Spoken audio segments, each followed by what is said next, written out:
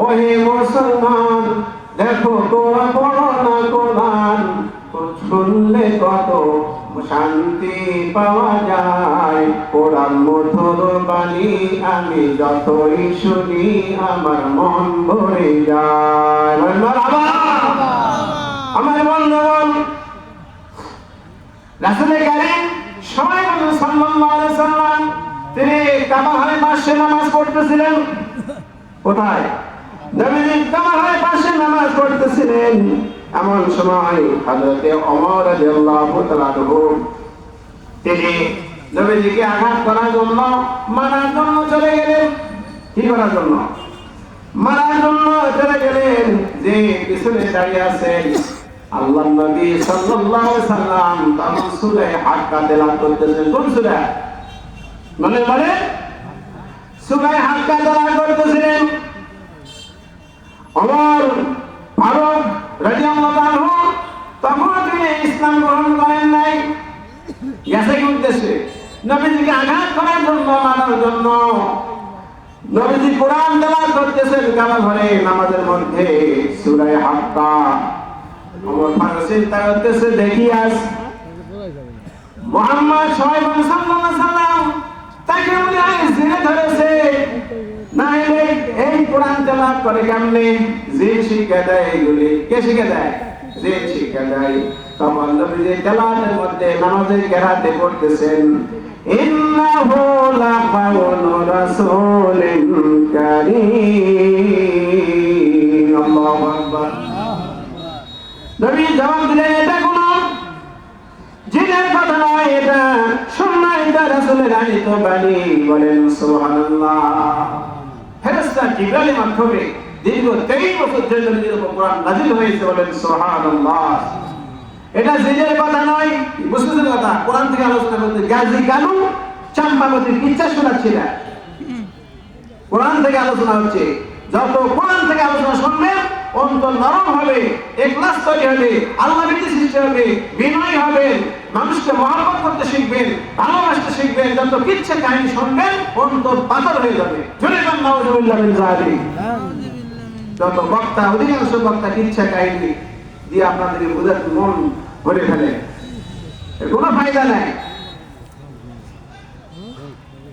তাহলে নবী জীবন দিয়েছেন, নামাজে তেলাওয়াত করতেছেন, ইন্নাহু লাকাউলু রাসূলিন কারীম। এটা আমার কাছে আল্লাহর পক্ষ থেকে সম্মানিত রাসূলের আনিত বাণী। ওমর ফারুক বলতেছেন, জিন যদি মুহাম্মদ সাল্লাল্লাহু আলাইহি ওয়াসাল্লামকে শিক্ষা না দেয়, কোরআন না শেখায়, তাহলে আমার মনে হয় তিনি কবি হয়ে গেছে। কি হয়ে গেছে? কবি। তার কথা বুঝতেছেন? ওমর ফারুক বলতেছেন কবি হয়ে গেছেন। সঙ্গে সঙ্গে আল্লাহর নবী নামাজে তেলাওয়াত করতেছেন, ওমা হুয়া বিকাউলি শাইরিন কালিলাম মা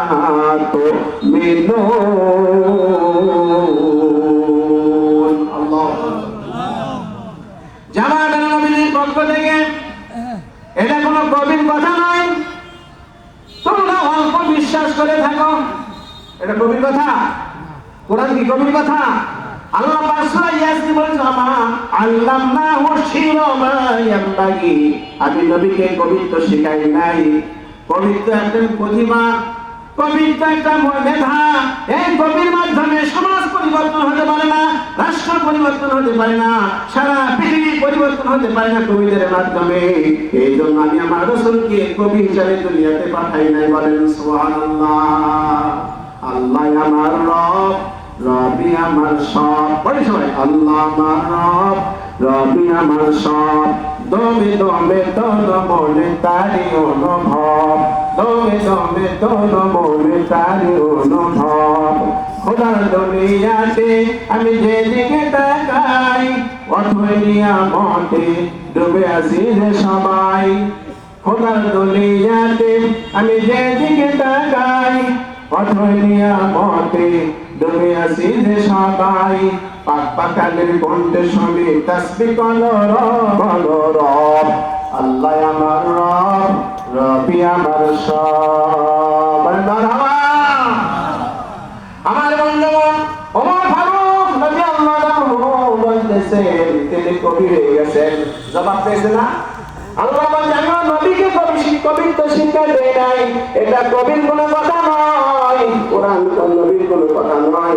ওমর ফারুক বলতে তাহলে কবি যদি না তিনি গণক হয়ে গেছেন, না হলে এমনি কথা বলে কেমনে? জোরে বলেন আউযুবিল্লাহ। কি দোষ দিল? গণক হয়ে গেছেন। আল্লাহ পাক জবাব দিচ্ছেন নবীজি কোরআন তেলাওয়াত করতেছেন নামাজে, ওমা হুয়া বিকাহিনিন কালিলাম মা তাযাক্কারুন। আল্লাহু আকবার। আল্লাহ পাক বলতেছে এটা গণকের কথা নয়, তোমরা অল্প উপদেশ গ্রহণ করে থাকো। বলেন সুবহানাল্লাহ। তাহলে প্রথমে কি বলবো?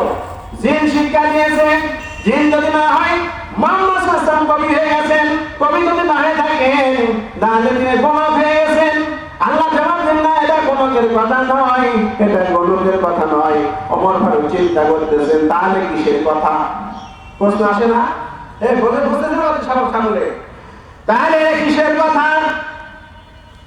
বারবার যে প্রশ্ন করি সেটাই রিপ্লাই আসে, উত্তর আসে, জবাব আসে, আমার প্রশ্নের জবাব আসে।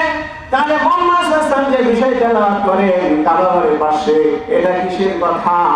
আমার বন্ধুগণ, হযরত ওমর রাদিয়াল্লাহু আনহু যে কথা বলেছেন সঙ্গে সঙ্গে আল্লাহর নবী, আমার আপনার নবী, মুহাম্মদের নবী, বাংলাদেশের নবী, দয়ার নবী, মায়ার নবী, তিনি তেলাওয়াত করতেছেন, জবাব দিচ্ছেন তেলাওয়াতের মাধ্যমে। ওমর ফারুকের কথা জবাব দিচ্ছেন, কি বলতেছেন? তানজিলুম মির রাব্বিল আলামিন। আল্লাহু আকবার, আল্লাহু আকবার। আল্লাহ রাব্বুল হামিদ বলেন আমাদের মধ্যে, এটা কোনো গভীর কথা নয়, জিনের কথা না, বক্তব্য নয়, গুণাগার কথা নয়। এটা হচ্ছে আকাশ আসমানের তিনি সৃষ্টি করেছেন, সারা বিশ্ব জানের জগৎ সমূহের প্রতিপালকের পক্ষ থেকে নাযিল করা কিতাব। বলেন সুবহানাল্লাহ। কার পক্ষ থেকে? সারা জানের স্রষ্টা আমার আপনার রব, তার পক্ষ থেকে কোরআন নাযিল হয়েছে। বলেন সুবহানাল্লাহ, সুবহানাল্লাহ।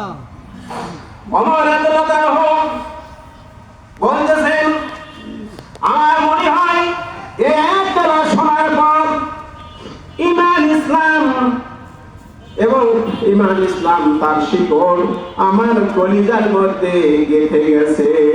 আল্লাহু আকবার, আল্লাহু আকবার। এই কারণে এই কোরআন রিভলিউশন করার জন্য এসেছেন, বিপ্লব সৃষ্টি করার জন্য এসেছে দুনিয়াতে। কোরআন স্পর্শ করার কারণে সেই যুগের লোকেরা যারা ছিল রাখাল, তারা হয়ে গেছে সেনাপতি, প্রধান সেনাপতি। কোরআন যারা ধরেছিল তারা হয়ে গেছে আদর্শ ন্যায় বিচারক। বলেন সুবহানাল্লাহ। কোরআন যারা আঁকড়ে ধরেছিল তারা হয়েছে আদর্শ রাষ্ট্রপতি। যারা কোরআন ধরেছিল, কোরআন বুঝেছিল, তারা হয়েছিল আংশিক ইত্তেদার বেলাল রাদিয়াল্লাহু মসজিদে নববীর মুয়াজ্জিন। বলেন সুবহানাল্লাহ। আজকে যারা জিরো আছে তারা যদি কোরআনের কাছে সে ধরা দেয়, আল্লাহ রাব্বুল আলামিন কোরআনের কারণে তাদেরকে হিরো বানিয়ে দিবেন। বলেন সুবহানাল্লাহ। আমার আল্লাহ কি ছিলেন? বলেন বলেন। ইসলাম কবুল করার আগে জিরো ছিলেন। কি ছিলেন? জিরো ছিলেন। ইসলাম কবুল করার কারণে আল্লাহ রাব্বুল আলামিন তাকে হিরো বানিয়ে দিয়েছেন।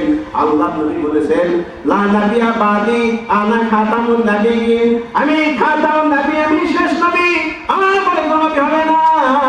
আমার পরে যদি কেউ নবী হয় লাকানা ওমর, ওমর হবে। বলেন সুবহানাল্লাহ।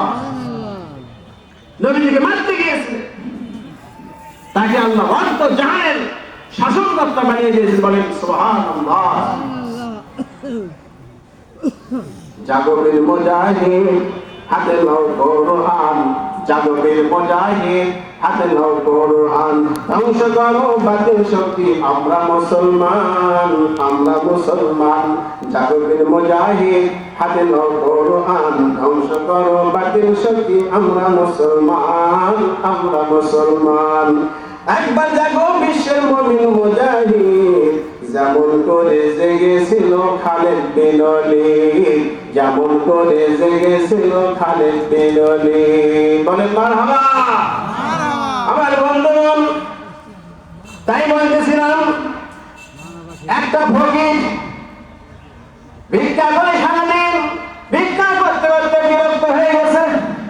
আল্লাহর কাছে বলতেছে, রব্বুল আমিন, আমি আর ভিক্ষা করতে চাই না, মানুষের দুয়ারে দুয়ারে যেতে হয়, দয়া করে মায়া করে কিছু সম্পদ আমাকে দিয়ে দাও, বসে বসে খাবো। এই বলে ফকির ভিক্ষা করা শেষ করে রাস্তা দিয়ে বাড়ির দিকে যাচ্ছিল। প্রতিমধ্যে মাথার মধ্যে চিন্তা করছে, অন্ধ লোক কেমনে হাঁটে? বললো অন্ধ লোক কাঁচা দিয়ে হাঁটে। এই বলে সে দুইটা চোখ বন্ধ করে হাঁটতেছে, রাস্তায় কেউ নাই। তখন হাঁটতে হাঁটতে হঠাৎ করে ডান পায়ে বস্তা ভরা কি যেন আছে, সেই বস্তাটা পায়ে লাগে, ডান পায়ে লাগে, ডান পায়ে লাঠি মেরে সে বাড়িতে চলে যায়। বস্তা দেখেও নাই, খোলেও নাই, যেহেতু চোখ বন্ধ করে আছে। কি করে আছে? চোখ বন্ধ করে আছে। বাড়িতে গিয়ে হাত পা ধুয়ে খাওয়া দাওয়া করে আল্লাহ রাব্বুল আমিনকে ঘোষণা করতেছে, আল্লাহ আমার স্রষ্টা, আমার রব, আমি আপনার কাছে চাইছিলাম যে সম্পদ দাও, কিন্তু তো তুমি আমাকে দিলা না। সম্পদ পাইছে? পাইনি। আল্লাহ রাব্বুল আমিন জবাব দিয়েছে, ফকির